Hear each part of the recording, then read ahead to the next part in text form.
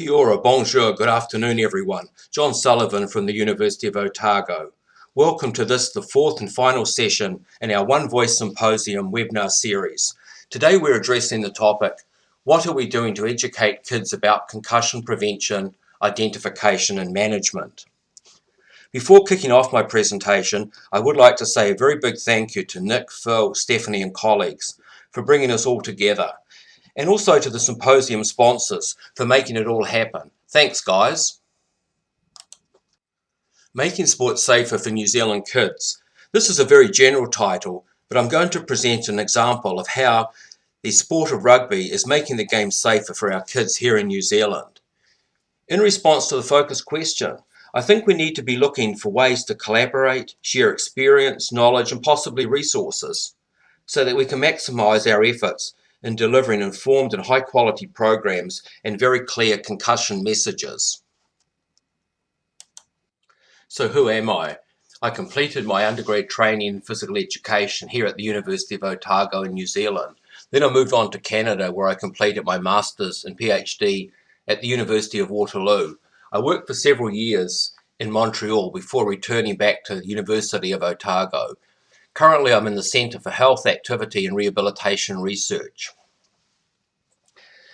As a concussion researcher for quite some time, I've had a number of varying interests. Currently my focus is on the role of social media in promoting concussion awareness. Just as a point of note, today I'm in the role of a commentator. I'll be talking about programs which have been developed by others and of which I've had no role in, but I do feel comfortable in sharing with you. Rugby union, or rugby as it is frequently known, is a high-energy team sport played in over 100 countries around the globe. Rugby is played in its various forms by both males and females of all ages. It is a fast-paced game with extensive periods of open field running and tackling, interspersed with periods of set pieces such as the scrum. Check out the images on the right side of your screen there. Unlike American and Canadian football, players wear the minimum of protective equipment. Some players may wear soft-shelled headgear, but this is not designed to prevent concussion, but rather to prevent cuts and abrasions. The number of concussions associated with the game is of some concern. However, there is a very strong commitment to player health and safety. This is led by World Rugby, the international governing body of the game. World Rugby has recently revised its concussion management protocols and developed comprehensive concussion assessment material, which is widely available.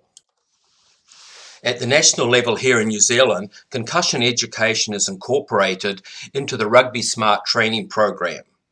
This internationally recognised program is designed to provide education on injury prevention and performance to collectively make the game both safer and more enjoyable for the participants. All coaches of the amateur game are required to attend this educational program. I would now like to introduce the Small Blacks program. This program was developed by New Zealand Rugby to provide a safe playing environment for our kids aged 5 to 12 years. In case you're wondering about the name Small Blacks, this is a variant on the name of our national team, the All Blacks. A fundamental aspect of this program is the modification of the game, based on the developmental model taking into account growth and maturation of the players. This sees certain elements of the game being progressively introduced in an age-appropriate manner. In some cases, these elements are associated with increased incidence or probability of concussion in the senior game.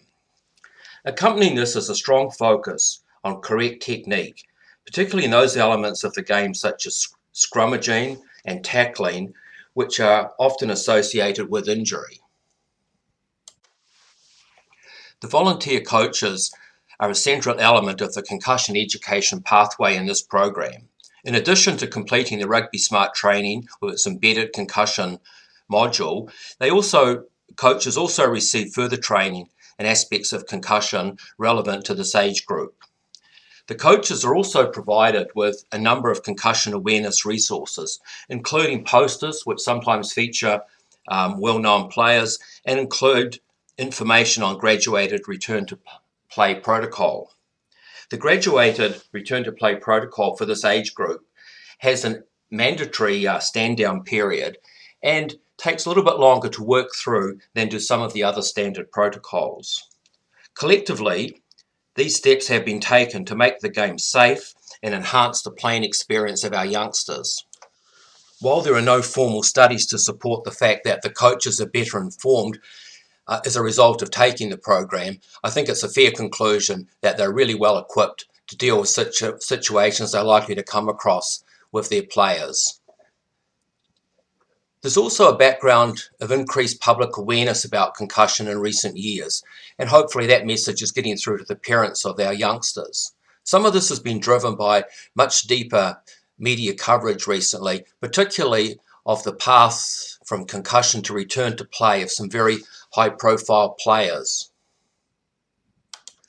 As alluded to by previous speakers, there are a number of points along the knowledge dissemination pathway where communications can break down. We noted some of these here. One such point is that while there is a constant message to seek medical advice and clearance, it is equally important that the medical profession has the appropriate information on the expectations of a graduated return to play protocol.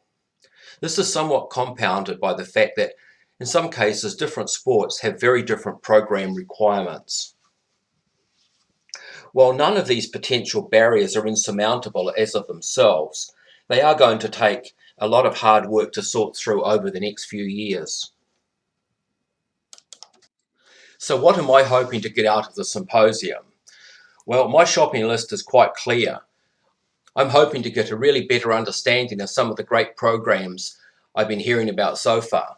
I'd also, like other speakers, want to develop a stronger network of potential collaborators. Also to search out emerging niche concepts and strategies which may be applicable in my own environment.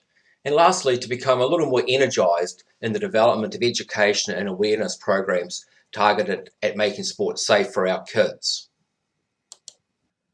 Well, that's it, folks. I look forward to your questions and to catching up with you at our meeting in Toronto next week. I know it's going to be an absolutely fantastic time. Thanks.